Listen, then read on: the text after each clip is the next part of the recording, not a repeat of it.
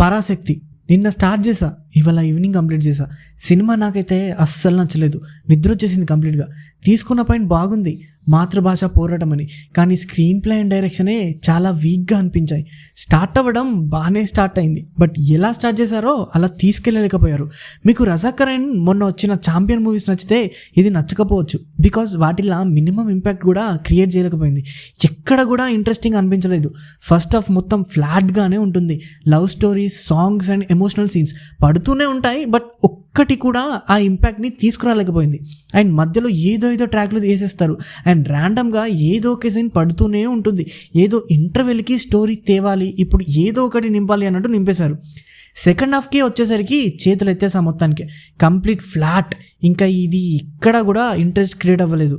Technical గురించి మాట్లాడితే camera work ఒక్కటి తప్ప మిగతావి అన్నీ ఏదో సినిమా కదా చెయ్యాలి ఇవ్వాలి అన్నట్టు ఉంది. బీజిఎం అయితే అస్సలు బాగాలేదు. అండ్ ఇంకా యాక్టింగ్ గురించి మాట్లాడితే శ్రీలీల అదర్ మూవీస్తో కంపేర్ చేస్తే ఇది better. And for the first time Sivakarthikeyan గారి యాక్టింగ్ నాకు నచ్చలేదు, ఆర్టిఫిషియల్ ఫీల్ వచ్చింది. అండ్ జయం రవి గారిని ఎందుకు తీసుకున్నారో అర్థం కాదు, కొంచెం కూడా వర్త్ అనిపించలేదు. యాక్టింగ్ బాగుంది, బట్ స్కోప్ లేదు, ఏదో విలన్ క్యారెక్టర్ అని ఒప్పుకున్నట్టుంది.